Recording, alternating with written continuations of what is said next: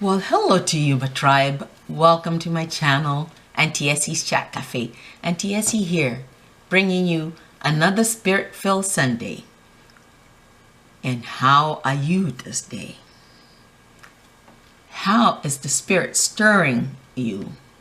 And in what way are you stirring in the Spirit? And how is the Spirit moving in you? And how are you moving in the Spirit? And how are you calling Spirit to you? And how is Spirit calling you to her? Well, for this Sunday, of course, it's Lent. So this is the fourth Sunday in Lent. So we'll just continue. I will be continuing with the theme, sharing a psalm with you from Nan Merrill's book, Psalms for Praying, an invitation to wholeness, and the Bible. I will be reading from the New Revised Standard Version of the Bible.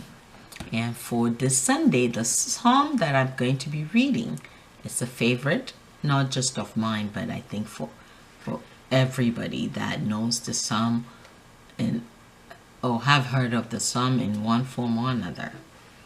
And it is Psalm 23. And Nan Merrill's version is, "O my beloved, you are my shepherd, I shall not want. You bring me to green pastures for rest, and lead me beside still waters, renewing my spirit. You restore my soul. You lead me in the path of goodness, to follow love's way. Even though I walk through the valley of the shadow and of death, I am not afraid. For you are ever with me. Your rod and your staff, they guide me. They give me strength and comfort. You prepare a table before me in the presence of all my fears. You bless me with oil. My cup overflows. Surely goodness and mercy will follow me all the days of my life, and I shall dwell in the heart of the beloved forever." Amen. And now from the Bible. The Bible's version is, "The Lord is my shepherd, I shall not want. He makes me lie down in green pastures. He leads me beside still waters. He restores my soul. He leads me in right paths for his name's sake. Even though I walk through the darkest valley, I fear no evil, for you are with me. Your rod and your staff, they comfort me.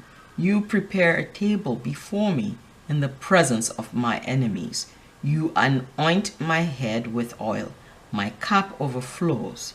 Surely goodness and mercy shall follow me all the days of my life, and I shall dwell in the house of the Lord my whole life long."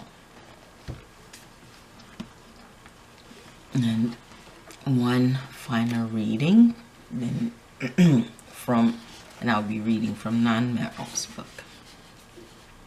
"O my beloved, you are my shepherd, I shall not want. You bring me to green pastures for rest, and lead me beside still waters, renewing my spirit. You restore my soul. You lead me in the path of goodness to follow love's way. Even though I walk through the valley of the shadow and of death, I am not afraid, for you are ever with me. Your rod and your staff, they guide me. They give me comfort. They give me strength and comfort. You prepare a table before me in the presence of all my fears. You bless me with oil. My cup overflows. Surely goodness and mercy will follow me all the days of my life, and I shall dwell in the heart of the beloved forever." Amen. Now, this is Psalm 23. It's quite well known. It's very popular. Bobby McFerrin even has than his version, and so there's so many versions. There's music to it, and it's very powerful in the sense of, and the reason why it's appropriate for Lent is during Lent, because of going deeper spiritually, or exploring, being in the desert, in the wild spiritually.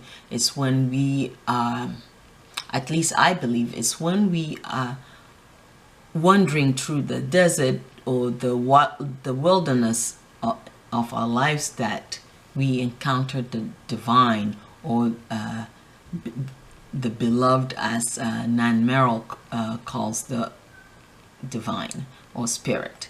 It's even when we are afraid, and those fears are usually of our own making.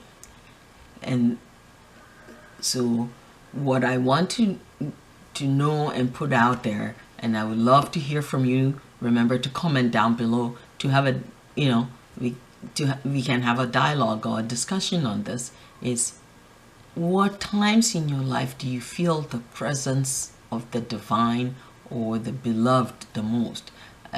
Is it do you think it's when everything is just rosy and life is just going great, or is it the times that you find life more challenging?